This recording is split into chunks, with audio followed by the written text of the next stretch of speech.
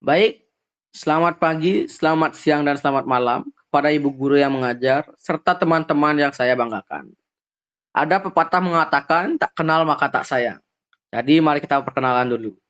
Saya Mahadira Ditya Dharma Wijaya sebagai Project Manager, nomor absen 21.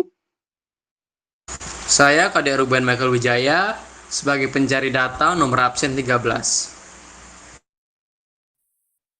Saya Igusti Ngurah Pramana Kusumarja sebagai analisis data nomor absen 5.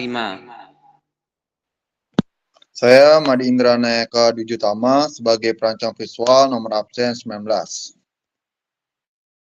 Di sini sebagai manajer proyek, saya memiliki tugas pertama yaitu membagikan tugas-tugas kepada anggota-anggota saya.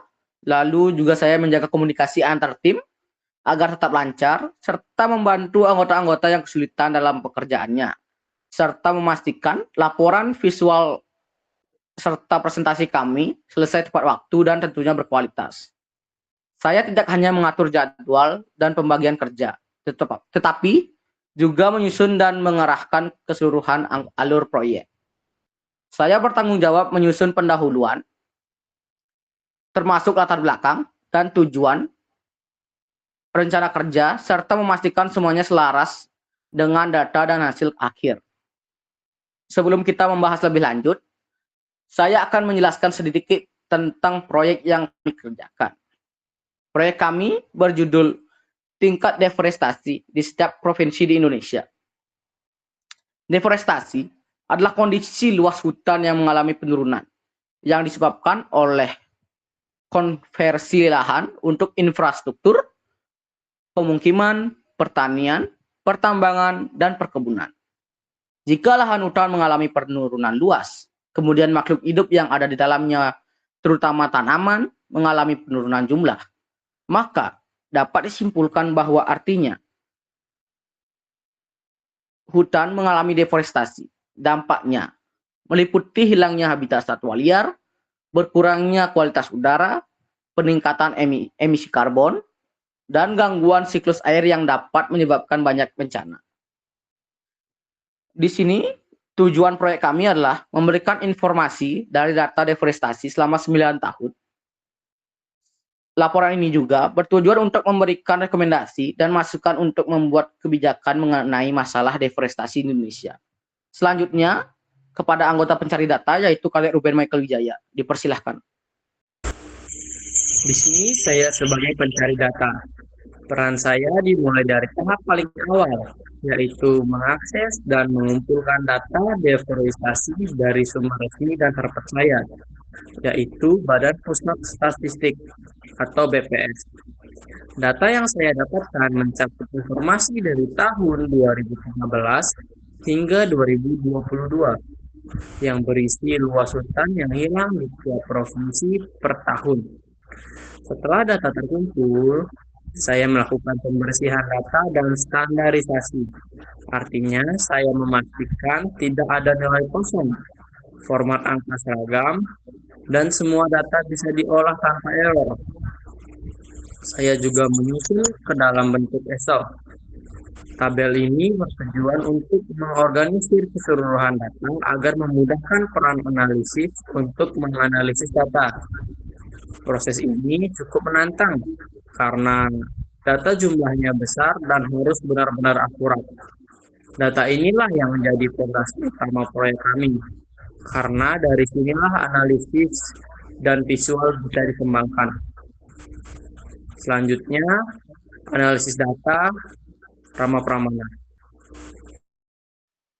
Baik, di sini saya sebagai analisis data. Nah, setelah data selesai dikumpulkan oleh Ruben dan disusun, tugas saya adalah mengolah data dan menganalisis data tersebut agar menghasilkan informasi yang lebih mendalam dan bisa digunakan untuk membuat prediksi. Saya di sini menggunakan Excel sebagai medianya. Kenapa? Karena di Excel dapat menggunakan berbagai rumus untuk menentukan prediksi yang akan datang. Nah, rumus-rumus yang saya gunakan itu seperti sum yang saya gunakan untuk menghitung total deforestasi nasional seperti ini.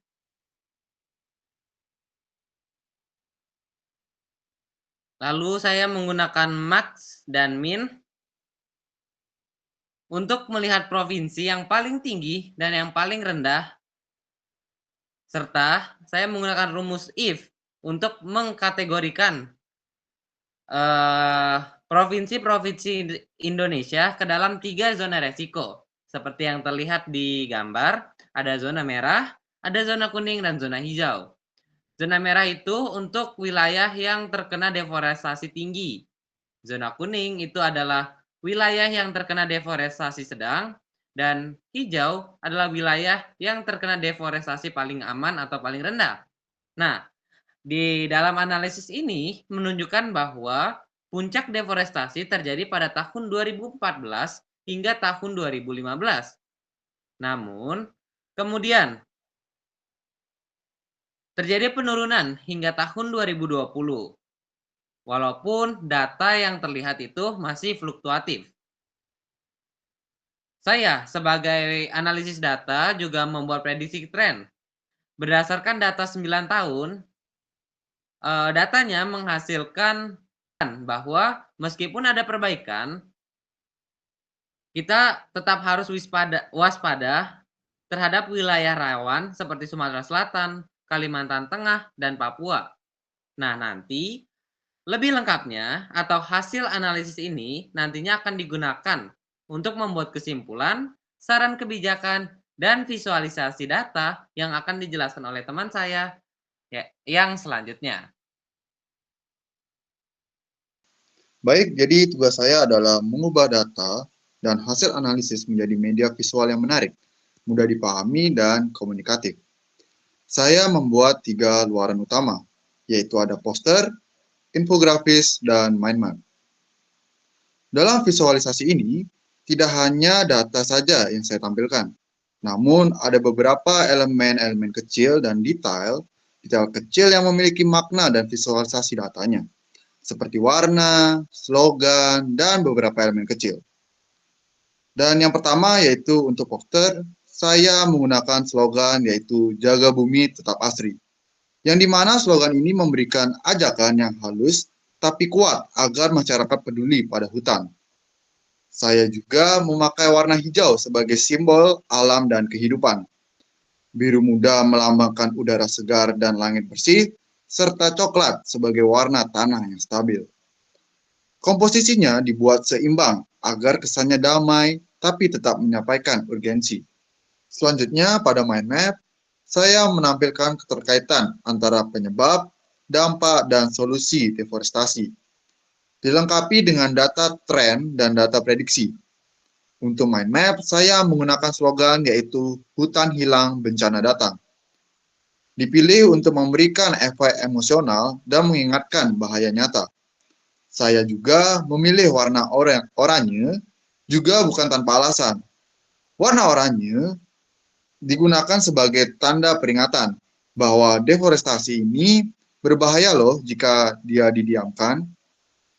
Selanjutnya dan yang terakhir yaitu ada infografis, yang dimana menampilkan data deforestasi 9 tahun dengan kombinasi hijau tua dan coklat tua yang menunjukkan ketidaksuburan dan kerusakan hutan.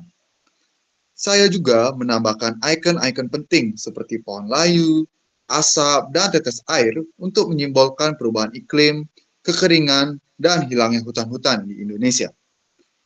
Tujuan kami dalam merancang visual ini adalah agar pesan kami bisa diterima oleh semua kalangan, termasuk yang mungkin tidak terbiasa membaca data mentah. Baik, sekian presentasi dari kelompok R3N. Mohon maaf jika ada salah kata dan kekurangan. Kami ucapkan terima kasih. Bye.